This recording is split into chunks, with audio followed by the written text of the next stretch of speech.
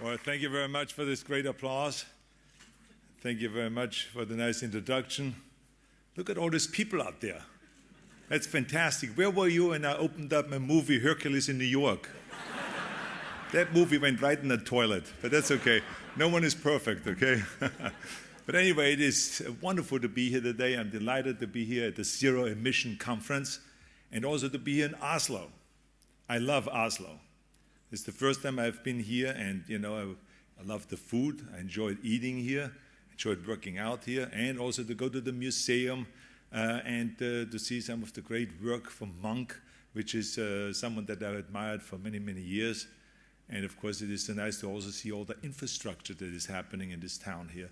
My big dream always has been in California when I was governor to build and to build and to build infrastructure. I love infrastructure. And so when you drive around here and you see all those cranes, I was very happy about that. So it's great to see that. Now think about this. Some people talk about 33% and some people talk about 50%, but you here say zero. I love that. And there's some great minds here in the audience.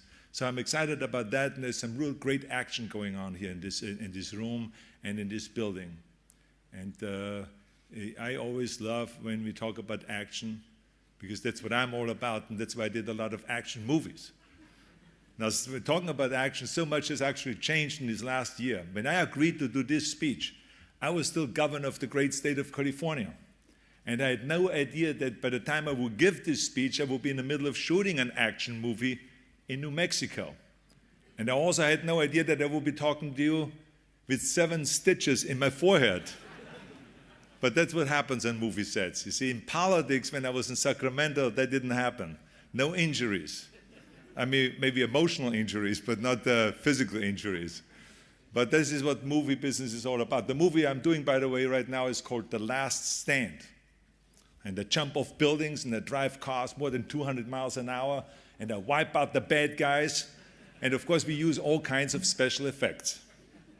But that is Hollywood fantasy, of course. And what we are dealing with here in this conference is reality. And it's serious reality. The reason why I'm saying serious reality, because the US Department of Energy reported just a few weeks ago that in 2010, the global output of carbon dioxide jumped by 6%. By 6%. The world pumped 500 million more tons of carbon dioxide into the air than it did in 2009. Now, I've played in action movies, I've played in comedies, but when it comes to the environment, this is drama. This is drama. Whether it will be tragic or redemptive remains to be seen. But clearly, global warming is the environment's last stand. But I don't want to talk about the seriousness of the science that brings us together here, because we all agree on that. Instead, I want to talk about 3 things. 1, our vision of a green future. 2, how do we sell that vision? And 3, how do we accomplish it? Let me begin with an analogy. A couple of weeks ago, I walked into this gallery in New Mexico where we are filming right now, a gallery that I've known for a long time, and I've bought there many sculptures and paintings and so on. And there I saw some wonderful pieces by a Native American sculptor named Michael Naranjo. Since I'd never heard of that artist before, I asked the gallery owner about him. The first thing she said was, he's blind.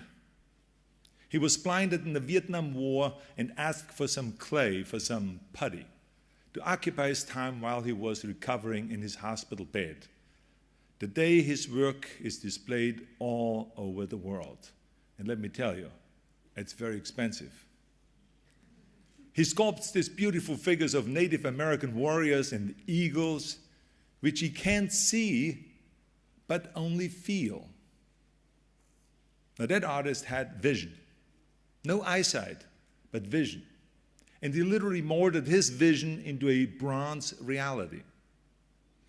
So the question is, can we, like that artist, mold our positive vision into a green reality?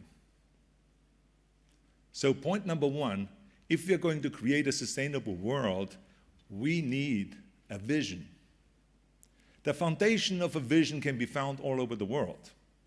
There are communities and there are states and countries and counties and provinces that have vision and refuse to be paralyzed by circumstances. In my native Austria, for instance, there's a town of about 4,000 people called Güssing, which 15 years ago couldn't even pay its power bill, which was 6 million euro. But Güssing didn't get the memo that the future had to be exactly the same as the present. Guess what they did? It made the decision to generate all of its own energy. Imagine the audacity it took to think that could be done. Güssing's mayor, Peter Vadage, developed policies after policies to encourage alternative energy. Today, the town doesn't import a single megawatt and doesn't rely on fossil fuel at all, but on clean, renewable energy. And because of that green commitment, the local economy is booming, with more than 50 companies coming to Güssing and creating more than 1,000 jobs. Now you may think 1,000 jobs, that's not that much. But for a town of 4,000 people, 1,000 jobs is a lot. And that 6 million euro power bill became a 14 million euro profit. So to me, that is great leadership. And I said to myself right away, and I called the mayor and I said, it's too bad that you, mayor, cannot run other things than this city of Güssing, like Greece or Italy. Wouldn't that be great? See, people like that should be running countries like that. That's right.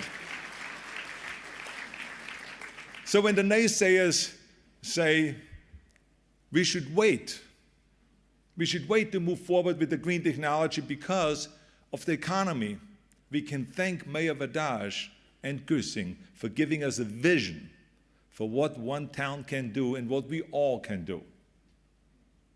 Norway has a vision. Norway has a vision. You recently advanced your deadline from being carbon neutral from 2050 to 2030. Jump 20 years, boom. While others want to slow things down, here in Norway, you're speeding things up. And despite Norway being the world's 6th largest oil exporter, 99% of Norway's electricity comes from renewable energy, about 850 small hydroelectric plants scattered all over the country. And as a result, all of Norway's gas and most of its oil are exported. And I love that Norway has invested $3.1 billion of those oil revenues in clean energy in developing economies. Now, when I spoke at the United Nations not too long ago, which was in New York, I bragged about Norway. I bragged about you, all the stuff that you're doing, especially about the streetlights here in Oslo, because you've cut energy use by 70% by using efficient light bulbs and installing a smart system that uses lights only when it is needed. I wonder how much Paris, the city of lights, could save if it followed Oslo's example. I wonder how much Los Angeles would save, or New York, or Beijing, or Shanghai, or Moscow, or any of those cities. But for that, you need vision. Now, we in California also have vision, and we followed our vision. When I was elected governor in 2003, I told the people of California that it was possible to protect the environment and to pump up the economy. Some tried, of course, to dismiss that right away by saying Arnold is a Republican. He's a conservative, and he's driving those gas-guzzling Hummers. He's only saying those things because he wants to get elected. You know about his big ego. They couldn't believe that I wanted to protect the environment. And my Hummers, by the way, run on hydrogen fuel and on biofuel. But after I got elected, I told the people of California that when it comes to the environment, we shouldn't be talking about is he to the left or is he to the right, because there's only one direction to go, and it is forward. We have to march forward. And that's exactly what we have done in California. We moved forward. Right away after I came into office, we started building the hydrogen highway to build fueling stations for hydrogen-fueled cars. So no one can use the excuse anymore, we don't want to build any hydrogen-fueled cars because there are no fueling stations.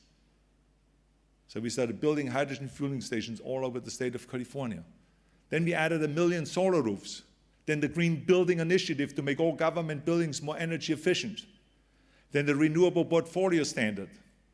Our goal was 20% by the year 2010, which we have reached.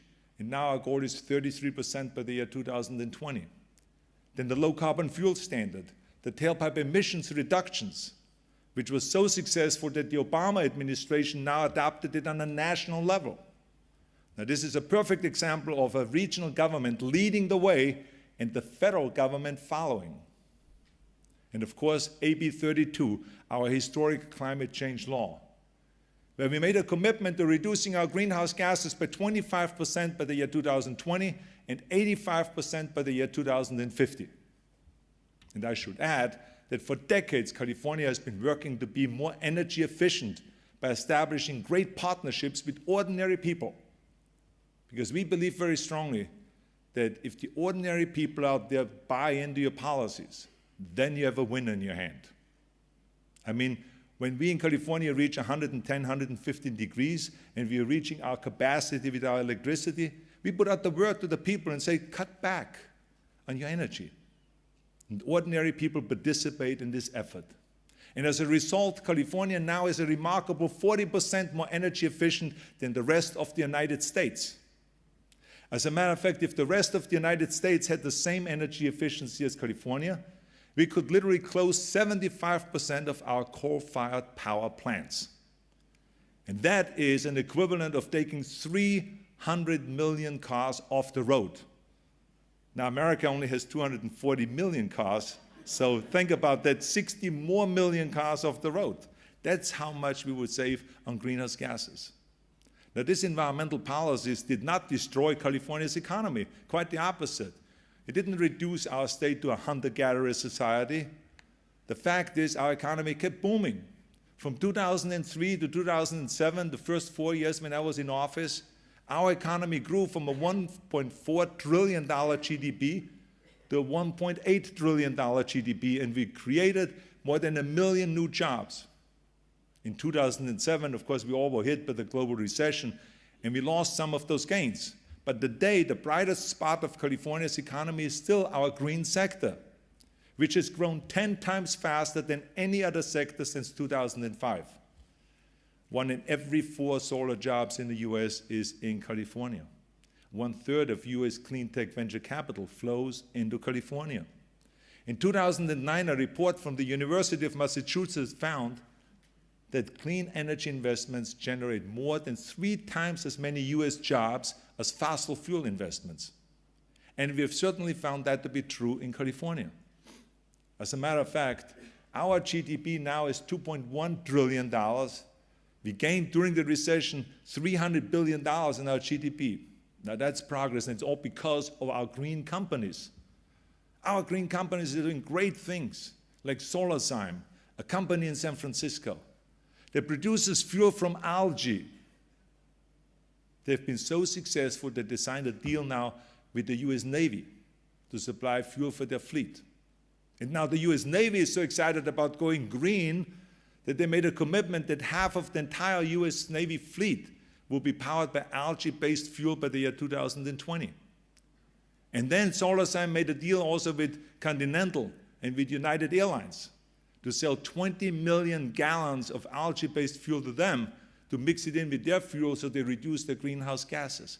So there's actions all over the place, and all without this international agreement, may I remind you. And Bloom Energy created a fuel cell in California that takes customers off the grid. Some of the biggest companies like eBay are now using fuel cells to save money and to save energy. And the electric car companies are coming to California, like Tesla and Coda and Vision Motors. They came to California because they understood and they believe in our vision.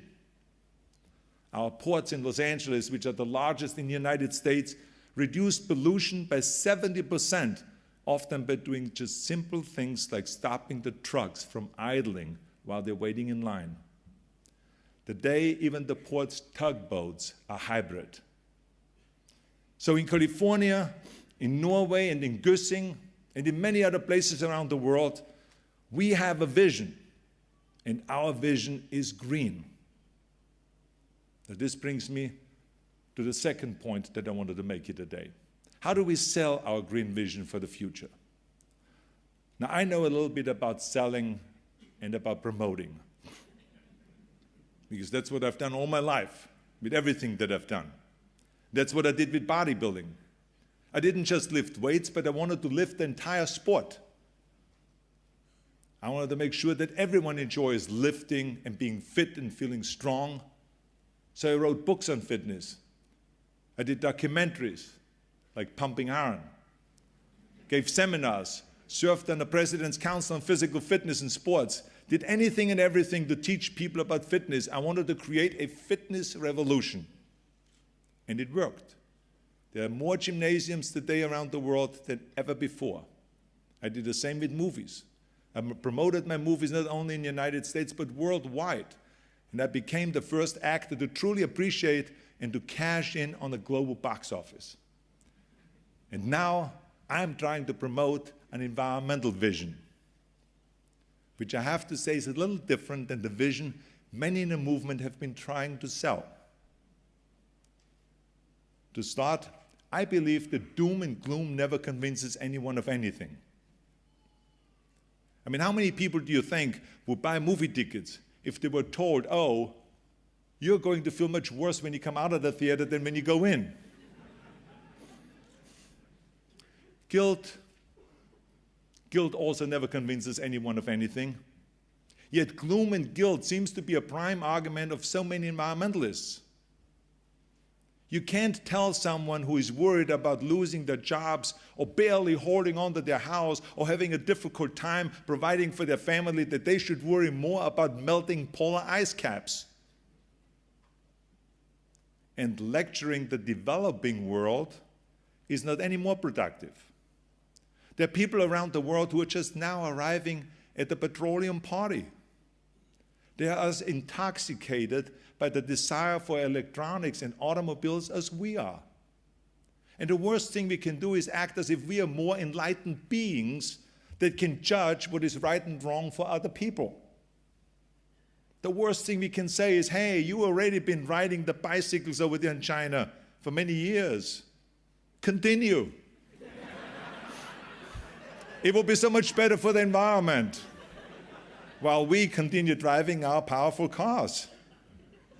Imagine being handed the keys to your first car and then having someone tell you to leave it parked in a garage.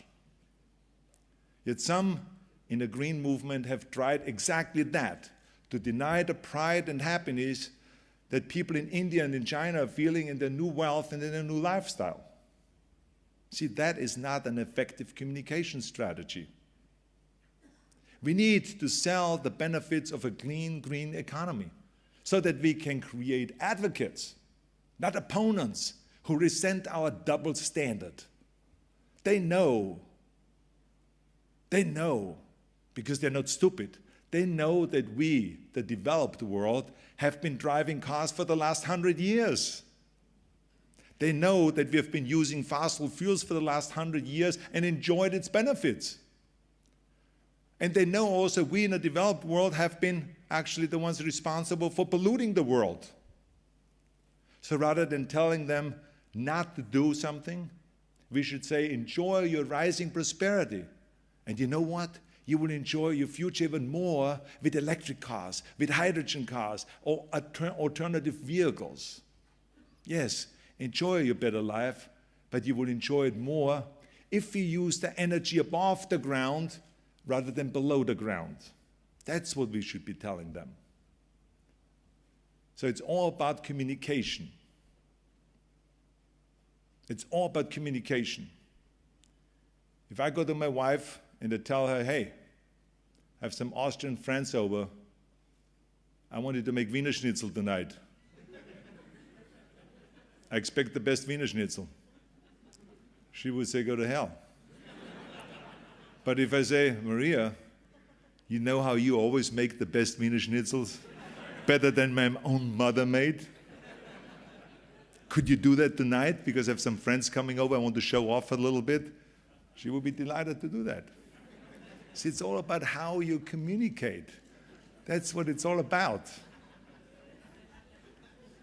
And what's also important when we talk about communication is that we should communicate more rounded, like a four-legged stool. Because up until now, we've been using a wobbly one-legged stool, which is climate change. Climate change, which clearly is not holding us. So one leg should be climate change. Yes, we should continue talking about it, but let's use also the other three legs. The second leg ought to be jobs. Let's talk about the jobs. Everyone loves to have a job. No matter where you go in the world, people like to work. As we've seen in California and elsewhere, a green economy is a growing economy that creates more jobs. So let's talk about that. Who could be against that? And the third leg ought to be national security. People are always concerned about national security. For decades, industrialized democracies have been in a terrible position of having to purchase oil from foreign countries. And I'm not talking about purchasing from oil from Norway or from Mexico or Brazil or so on. I'm talking about from countries that you don't want holding that power to cut off your supplies or to disrupt your economies. Now, you know what countries I'm talking about, of course. And the fourth leg ought to be health. We never talk enough about health. Pollution kills, it debilitates. One study estimated that a staggering 40% of deaths worldwide are caused by air, water, and soil pollution. In the US alone, 100,000 people a year die from pollution-related illnesses, which is more than the combined number of traffic deaths, suicides, homicides, and the military fatalities in Afghanistan and in Iraq. Think about the amount of people that die from pollution. So why aren't people protesting in the streets about the death from pollution like they do about war? Because we are not communicating it the right way. Clean energy can save millions and millions of lives, and it's our job to get that message out there. As a matter of fact, I think the other side is doing a better job in communicating. Those who support the status quo, those who want to continue polluting and polluting, have a very simple argument and a very simple message. They go straight for the gut, appealing to the people's survival instincts, that the only safe course is to do nothing. That if you go green, your economy will crash and you will lose your job. And everything will become more expensive and your power bill, your energy bill will skyrocket. So people get scared. They say, oh my God, that's what it takes. That's what I will get when I go green. Oh, I'm not going to go green. See, that's how simple they communicate. We should do just as simple as they do and as straightforward as they do. And talk to the people about things that really matter to them. Talk about the jobs. Talk about health. Talk about national security. Talk about things that matter rather than talking to them about beetle-infested trees in Colorado or the rising sea levels and melting ice caps. So many people don't get that and they don't even believe in it. So let's talk about things that they can relate to. You can have the best product in the world, ladies and gentlemen, the best product in the world, but if you don't sell it well, if you don't communicate well, you have nothing. No one will buy it. Ladies and gentlemen, right now the environmental movement is just not doing as great a job as they could with selling and promoting our green energy future. And I'm not trying to be critical of the environmental movement because all of the things that we have accomplished in California and that we have accomplished nationally and internationally is because of the environmentalists and of their great work. But I have to say, when it comes to selling our green future, they're not doing as great a job as they could, and I think we have to improve on that. And the third and the last thing I want to discuss here today is how do we accomplish our vision? First of all, I find it ridiculous that some people feel that an international agreement is the only answer to solving our problems. I mean, here we are year after year waiting for the sequel to the Kyoto Treaty. Now, coming from the movie business, I love sequels. I've made a lot of money from sequels, many millions of dollars, but That's not the only way to move things forward and to make our vision become a reality. Let's not just always wait for that. People always say, we need an international agreement, we need an international agreement. I'm the first one to acknowledge the importance of a meaningful pact, but what I'm saying is it's not the only way. And we also can't afford anymore to wait for that paperwork. We can't put all of our eggs into one basket. And we don't have to wait. California didn't wait.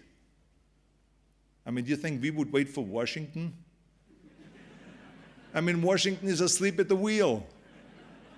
We would never wait for anyone that cannot get a budget going for 3 years. Never. So we moved forward alone. California took leadership. We moved forward. In Norway, you didn't wait. You decided to be carbon neutral 20 years earlier. Mayor Vadash didn't wait with Güssing either. Remember, the most powerful movements in human history did not start at the top. They started as grassroots operations. The American Civil Rights Movement, for instance, didn't start at the top. The women's suffrage movement, they gave women the right to vote in America. The anti-apartheid movement, they didn't start at the top. No, this movement started at the bottom and they worked their way up. The movement towards a clean, green future is no different. And in order to empower this subnational approach that I'm talking about, which I felt always very passionate about, we even launched the R20 my last year in office, which brings together regional governments, community organizations, corporations, and educational institutions to create green progress around the world. So we don't have to rely on wait for these national and international agreements. In this way, we can address climate issues from two directions, from the bottom up and from the top down. And one day, the two movements will meet in the middle and achieve critical mass. Now, to appreciate the power of the grassroots that I've been talking about, look at the cell phones, the mobile phones. I remember that when I bought the first mobile phone 20-some years ago, it was $1,600. And when I held it in my hand, I felt like I was holding a brick in my hand. This is how big it was. The next version was much smaller and much cheaper. Went down to $1,200. And then to $750. I remember the last phone I bought for my daughter was less than $100. And when I visited Nigeria earlier this year, gave a speech down there, everyone I saw had a cell phone. As a matter of fact, some people told me that they even had 2 or 3 because the costs have dropped and almost everyone now can afford a cell phone. And you know what? Governments had absolutely nothing to do with that. Nothing. I don't remember, maybe you do, but I don't remember any governments or anyone around the world saying that in 2010, we want more than 4 billion people to be able to reach each other by mobile phone. Was there any agreement like that? I don't remember. You see what I'm saying? But that's exactly what happened. The mobile phone network spread organically. No one shamed anyone into giving up anything. That is how revolutions happen. Some passion, some desire, some need ignites a movement. Governments ideally work together with the private sector to establish consistent, smart policies. And innovators develop then the technology to move things forward and to turn those policies into reality. I believe that the environmental movement will have its own Arab Spring and throw off the status quo. And it will probably surprise us in how it happens. No doubt, we will be looking one way and it will happen another way, just like with the cell phones or with Facebook. For example, just a couple of weeks ago in Fortune magazine, I saw a fascinating article. An article entitled, "The Business of Cooling the Planet." And the subtitle said, "Climate scientists and billionaire backers like Bill Gates are trying to turn down the global thermostat and make money doing it." The article noted the startup companies are working on capturing the carbon dioxide from the air because, believe it or not, the demand for CO2 far exceeds the supply. So imagine making a profit on taking carbon dioxide from the atmosphere. It is based on technology, it's based on economics, and yes, it is based on hope. So the bottom line is, if we have a vision The day we long for doesn't have to be as distant as many people think. In Proverbs 29:18, it says, without a vision, the people perish. Now, I might want to improve a little bit up in the Bible here. My addition will be to the Proverbs, without a vision, the people perish, but with a vision, the people flourish. Ladies and gentlemen, in closing, I believe that our people can flourish. I believe our economies can flourish. I believe we can shape the world to meet our green vision. And I believe if we keep our eye on the ball, if we keep our eye on our vision and keep moving forward, what now seems impossible will become inevitable. So thank you for inviting me. Thank you for your kind attention, and thank you for your warm hospitality. Thank you very much.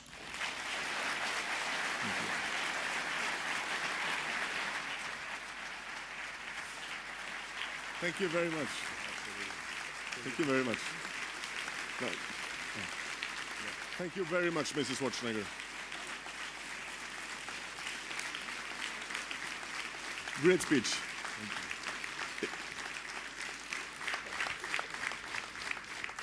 It's interesting, really, because I tried to hold a speech like that earlier this morning. You did it in a quite other way, but thank you very much. Yeah. I'm just going to introduce the in-depth interviewer. She's a former journalist. She's always very delightful. Her name is Bente Engersland, and she's the head of corporate communications at Statkraft. Bente.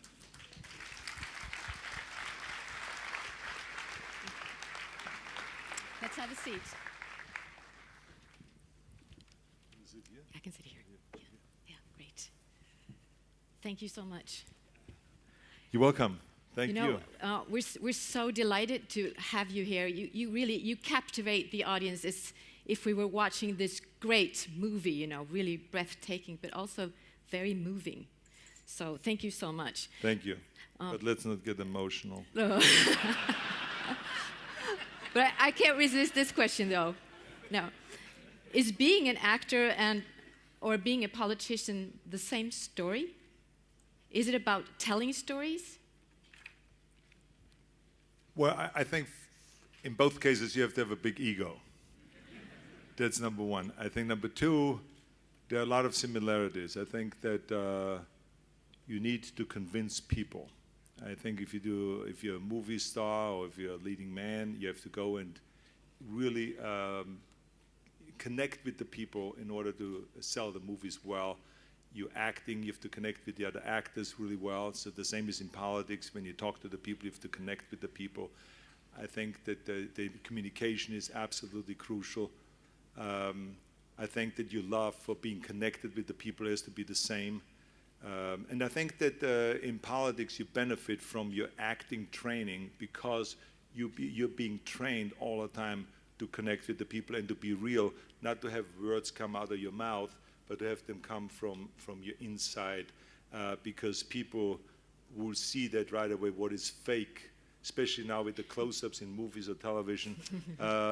You can see the fake when people start swallowing and blinking with their eyes really fast. Notice you can see that it is not believable if it's believable. The big difference is that in movies you have a few hundred people on a set that all try to make you look good and studly on the screen. And in politics, you have a few hundred people around that always try to screw you. So no matter what, so that's really the big difference between the two. But looking at your stitches now, it seems that the movies can be a bit brutal sometimes. Well, that's, These things happen. Those things happen, yes. You do get injured in movies. I've had many injuries. 7 stitches is a minor injury in my book because I've gotten much worse injuries than that. I remember when I did it, and then the makeup artist said to me, says, "Oh my God, you're gonna have this big gash there and the 7 stitches. Here, let me send you to Oslo with some makeup." I said, "No, I'm not gonna cover up my wounds." I said, with a man, it doesn't really matter. But you can use, no, it looks, so it looks perfectly fine, and I think that the very people manly. here are interested in what I say, not if I have a scar on my forehead or not. So that is not the bottom line. But having been an actor and being an actor has really helped you in politics. You know, absolutely. I think, like I said earlier, that to connect with the people is extremely important, and the discipline and to practice and to rehearse and all of those things, very, very important. And I think that my acting training has helped me in policy. But what helped me the most actually was my love for being a public servant. My whole life, as I said, I was not just interested in doing bodybuilding and working out, and yes, I was interested in winning Mr. Universe and Mr. Olympia and all this, but I was more interested in the whole idea of elevating the sport, and I was excited about, you know, going out and communicating with the people so that everyone works out. I wanted everyone in the world to work out, and so I went around all over the world promoting, you know, working out and fitness and training, and to participate in something so you feel good about yourself. And it really worked, because now today there are, like I said earlier, more gymnasiums than ever before. Every military installation, every camp, every fire station, every police station, every YMCA, every WCA, every university, every high school. I mean, everywhere you go, there are weight rooms. Even in hospitals for recuperating after surgery, you have for rehab, you have weight rooms and weight resistance equipment. And so really it has, the revolution has taken off and really had an effect. And the same was like with movies, with action movies that used to have no respect. Now they became really the A-class movies for studios. And I want to do the same thing for the environment. And this is why I feel very passionate about the environment. And I know that I have a certain skill to be able to go out and to sell and to really not blame anyone for anything, but to be as inclusive as possible. Because the big mistake many people make is that they make the oil companies or oil, you know, the big kind of evil. But, you know, if we would take away the day from 1 minute to the next, all the oil and all of the fuels from below the ground, it would be over.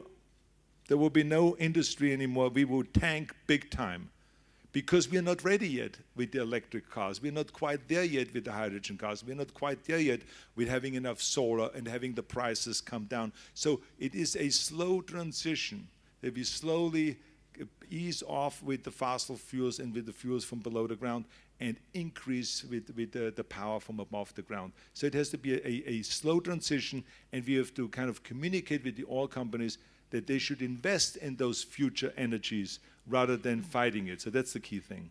You're talking about selling the vision. Now, how important is communication going to be for business, leadership, for politicians in order to execute the energy change?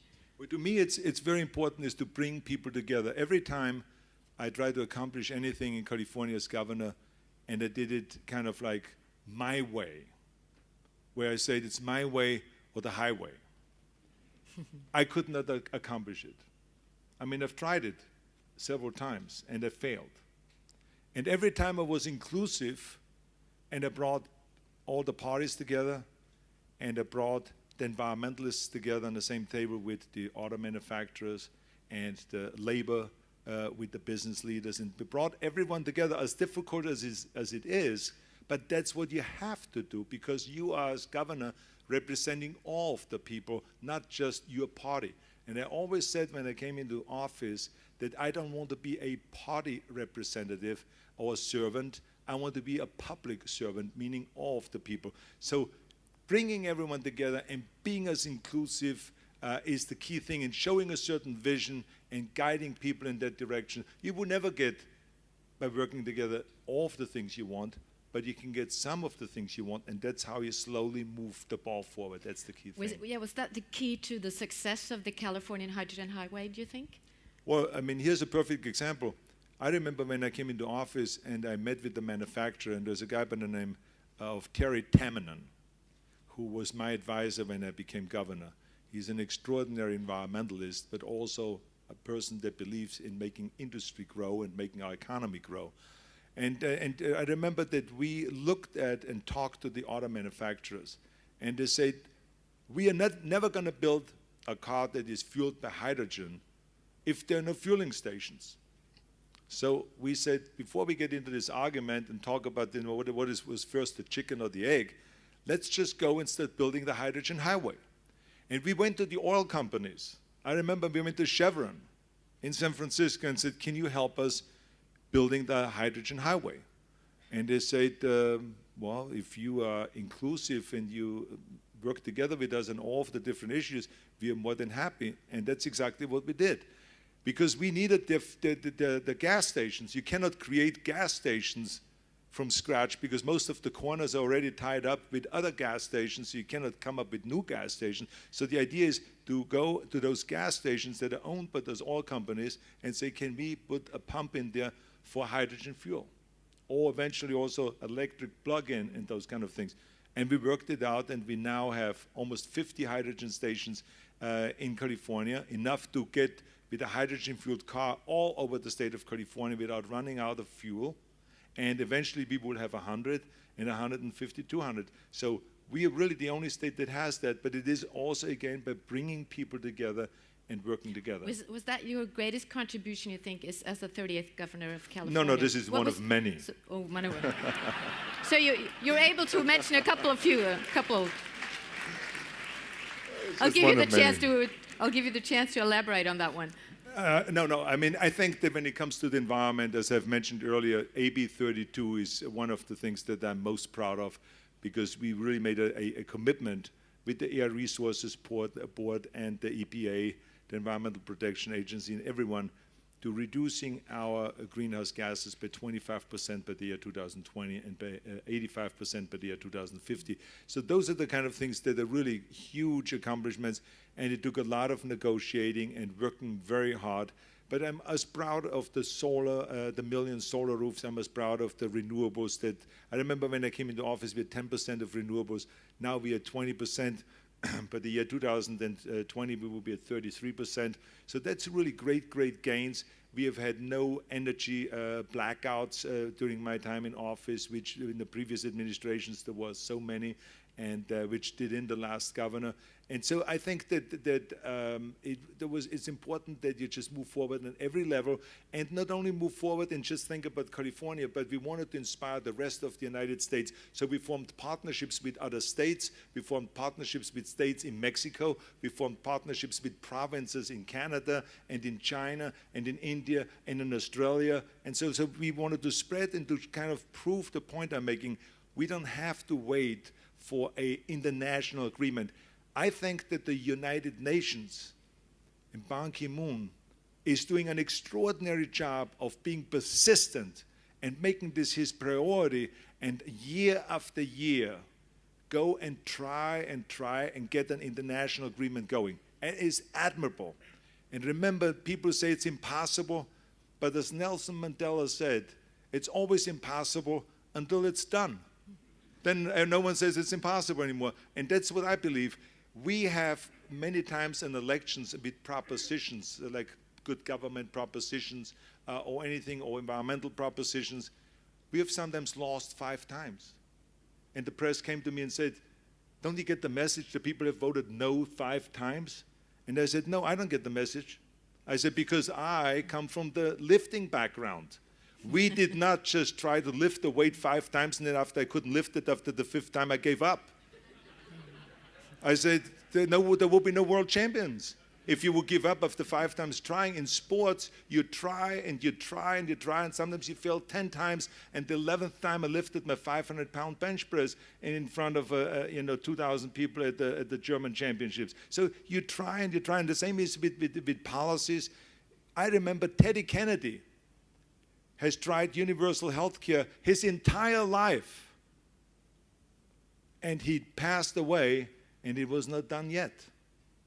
You see what I'm saying? So we should never give up. And this is why I always tell people, yes, it is a struggle to move forward our agenda, but never, ever give up. We got to fight and march forward. And that's why I talk very heavily about vision. Because when you have a vision, it is so much fun to fight the war and to fight those battles and to move forward. People always ask me in bodybuilding, how could you train every day 5 hours in the gym? And I said, I looked forward to the next set and to the next rep, to do the next 20 sit-ups, the next 50 squats, the next 100 chin-ups, because I knew every rep meant to get one step closer to accomplishing my vision and to turn it into reality. And that's why it is so much fun when you have a vision. That's why I always tell people, have a vision and then go after that vision and learn how to sell that vision. No pain, no gain, huh? That's what they say. And Anything I can is tell you on my possible. forehead, Yeah. no gain, no pain. But are you genuinely an environmental crusader? Is this really deeply, in your heart, really deep felt project? Or is it more of a promotional campaign? I have to ask you that. Well, you have to be in a promotional campaign, but it is deep in my heart at the same time, because otherwise you couldn't do that for that many years. You cannot fake your way through that many years. And let me tell you, I didn't start out being an environmentalist. I started out in protecting the environment because I come from Austria, and in Austria it was kind of like always common knowledge that you got to protect the environment. So I grew up with it, but not really being intense about it at all. And later on, when I became governor, and as I got the information, and as I was educated by people that were experts, that were much smarter than I was, I became more and more interested in that subject and became more and more convinced that God has put me in this world to fight those kind of causes and to use my skills to fight for those kind of causes. And so that's what I do. Yeah, so what was your wake-up call? I think it was just gaining that information, seeing that how much we as the world increase our carbon output every year. I mean, just think about it. We just have reached 7 billion population, just this last month. By the year 2030, they said that we would be 8 billion. So that's a 14% or so increase. And so that means that the whole world has to per capita reduce by 14% the output of CO2 just to be even when we have this extra billion people come into this world. So it shows you how important it is and the urgency here, that how we have to really fight in order to get that accomplished. And of course, also Secretary General Ban Ki-moon's vision of having energy for everybody by the year 2030 is another very important vision that we want to turn into reality. There have been many readers of the Norwegian newspaper VG. They want to ask you questions, and one of the things they want to ask you about is also a question that Anthony Giddens touched upon earlier today. Now, what are your greatest climate concerns? Well, I think it's what I just said earlier, that we have a tremendous growth of population, and the world is exploding very fast. And therefore, we have to really do everything that we can to develop the technologies so that it is possible to produce cars that are as inexpensive as the cars that are existing right now, so that we don't have the gasoline-fueled cars that cost $40,000 and the electric car costs $80,000.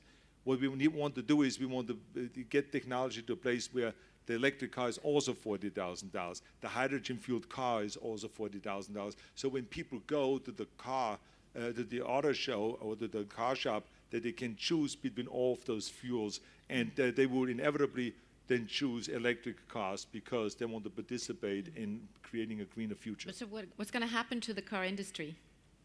I think there will be, the key thing is that we keep pushing. We in California, we have passed laws, so the auto industry knows that they can't anymore, fool around with California. They all have sued us, all of them. Every car manufacturer in the world has sued California, and we have gone through all of those battles, and now they're settled, and they realized those guys will not move backwards. They will never give up. We are like an Alabama tick. We are here to stay.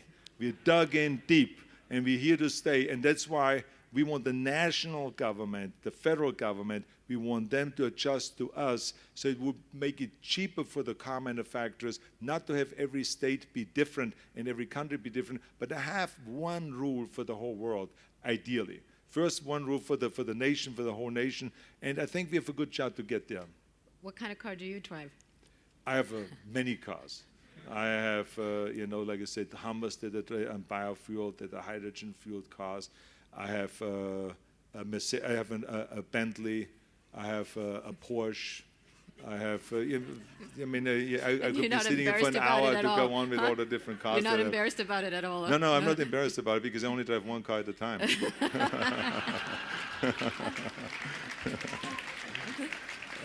Okay with that one. You've really, after you came here to Oslo, you've praised Norway and the Norwegian government for taking a lead in combating climate change. However, we are also a very major oil and gas exporter. Do you have any mixed feelings about this? Not at all, because look, if Norway doesn't sell it, China will sell it, or Russia will sell it, or Brazil will sell it, or Mexico will sell it. So there's a certain amount of oil that is needed. It's supply and demand. I think the important thing is of what Norway is doing is to take some of this money and take it for studying new energy, to study new technology, to invest it in the right things. I think they're doing a terrific job, and by moving, being carbon neutral from 2050 to 2030, all of those things I think are really great moves. And I think, to be honest with you, Norway is known internationally of having been really good with the environment. So I think you have a very good reputation here, and I know there will be some people that will complain about what they're selling oil. I think that's garbage. I think that they should continue and should use that money for something wise, and they've been doing a great job. But what would your message to Prime Minister Jens Stoltenberg be if you were to meet him now? I think that my message is you're doing a terrific job. Keep on going this way. Be a leader and be out there and show other nations how to lead and how to follow the footsteps of this country. I think that they have been doing a great job here. The audience here is also full of decision makers from different countries. Now, could you offer any advice as how to get acceptance for really bold climate initiatives, for really groundbreaking initiatives? Well, I think that, look, I have always had the approach to treat things a little bit more casually than to be too intense about how you sell. Because it's the same, we had a guy by the name of Jack LaLanne in America who was the fitness guru, and a very, very dear friend of mine who just passed away with the age of 96. But his approach was even though he was on television all the time and he was selling fitness, but he had a very tough approach. He would go to people and say, you must take 250 liver and yeast pills a day, and you must do 5,000 sit-ups, and otherwise you're a girly man, and all of those kind of things. It was a little bit too much. So he made you feel guilty. So my approach is to say, hey, why don't you start with just 5 chin-ups, 5 push-ups, and do a few sit-ups, and do some stretches, and take it easy, and then just move in and increase the exercises. And the same is with the environment. I think that the way some people sell the environment is kind of like, you're using a flat screen TV. Do you know that this is like 40% more energy than a regular TV? I mean, that's not to make, that doesn't work to make people feel guilty. Oh, you have a jacuzzi. Do you know how much energy that takes to have a jacuzzi? Is that hooked up to solar, or what's going on here at your house? It's too much.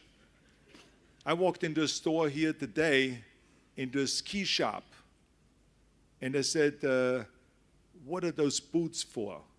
And the guy said, oh, those boots are for, for those skis, like the old-fashioned way, when you walk up the mountain and then you ski down. We believe in skiing green. We don't use the lifts and the gondolas. We walk up the mountain. We are skiing green. Do you get it? I say, yeah, I got it. So it's a little much, okay? Because I don't see that many people around the world that will walk up to 13,000 feet to ski down every day. So there's certain things that are a little bit overboard. So I would say that that's why I stress always on my speeches communication. It's so important that we communicate it the right way, and we draw people in, and to make it exciting, and to make it sexy, and to make it kind of like you want to be with the program. I mean, I always think about things like the movie, and there's maybe some people here that were not even born yet, but the movie Saturday Night Fever with John Travolta. He came out with that movie, And within a year, there were discotheques all over the world. Even in my little village in Austria, where I grew up, they had 2 discotheques. They never had a discotheque or a bar before. There were discotheques and people were competing in dancing. It was like extraordinary what an explosion there was worldwide because of that movie. And it just shows you there was no one out there trying to make anyone feel guilty, only make feel good. And everyone participated, and that was kind of like a revolution, a dancing revolution. It was extraordinary. And so that's what we have to do, is we have to find ways to bring people in and to make people participate, because as I said, the most powerful thing you can do is when ordinary folks buy into your policy, and when ordinary folks start getting excited about it and ask themselves, what can I do at home? How can I change what kind of shopping bags I use? Let's get rid of the paper bags. Let's get rid of the plastic bags. I can use reusable bags like my mother used to use. And those are the kind of things that we need ordinary people to do. Or, for instance, to turn off the shower after 5 minutes, not to sit there in the shower like you're in a spa and waiting, for 15 minutes or 20 minutes the water come down. In California, that's an absolute no-no, because we have limited amount of water, and the delivery of water takes 20% of our entire energy to deliver water. So I taught my kids how only to take 5-minute showers, and how to turn off the lights when they walk out of the room, and how to use recyclable bags and all of those kind of things. So I think what we want to do is we want to bring people into the movement, the environmental movement, rather than making it too intense where they kind of shy away or go the other direction. We really need to relate to people's daily life, then, huh? That's right. We have to wrap it up a bit and talk about your rules of life. They're pretty hardcore, though, your 6 rules of life. One of them is, you've been into it several times, it's, trust yourself and never listen to the naysayers. That's one of your major rules, isn't it? Well, and the other one is the 7 Ps, which most people don't know. 7 Ps. Proper prior planning prevents pissed poor performance. Those are the 7 Ps, okay? Remember that. Proper prior planning prevents pissed poor performance. That's it. It's another rule. But the Marines use that in America. But your rules are really tough, You say that, well, anything is possible. That's right. And if you have to work your butt off, and if you have too little sleep at night, then sleep faster. Just sleep faster. Well, I mean, you have to understand that I come from, Europe. People are used to working harder in Europe, I think. And so when you go to America, for me it was not really unusual to work on construction, to make enough money so I could live, and to work out 5 hours a day for the world championships in bodybuilding, and to go to school, to go to university, and to go to acting classes at night from 8 o'clock at night to 12 midnight 3 times a week. I did all of those things simultaneously. Mm-hmm. And people say, well, wait a minute, how did you do that? I said, I only sleep 6 hours a day, and then I have 18 hours left for work and for progress and for improving myself and educating myself and participate and serve the country, serve the people, and serve myself and do my sports and all of those kind of things. So we just have to look at it. This is only if you're a little bit more intense about all of these things. If you're an ordinary person, forget about all this, okay? Because I understand that there's people that just want to relax and they work their 8 hours, go home, and they just kick back and those. Yeah. No, because I just, I feel like there's only one life. This is not a dress rehearsal. This is the real thing. So let's go all out with everything. And so I go always all out, and until I fall over, until it's 6 feet under. So so that's to me what I enjoy about life. And everyone wants to know if you still pump iron. I still pump iron pretty much every day, and I do cardiovascular work, bicycling or running or different swimming or whatever to get my heart rate up for a certain period of time. And in the winter, of course, a lot of skiing. And you're back to the movies again. Is it fun being in the action mode? It's great to be back with movies. We're looking forward to the Expendables. The Expendables I did earlier in Bulgaria with Stallone and with Bruce Willis and Jason Statham and all those guys. And then I went to New Mexico where we started The Last Stand. And I will be finished with that one in the middle of December, and it will come out sometimes end of next year. That's great. Yeah. I have a final question now. What do you want your legacy to be? Is it Mr. Universe, Mr. Olympia, the #1 action hero of all time, the 38th governor of California who made a difference? Or is it the environmental crusader who made a difference? I would say that I let other people, think about my legacy. But I mean, I think that to me the important thing is that I leave this world a better world than when I came in. That to me is the bottom line. I think that's a responsibility that we all have.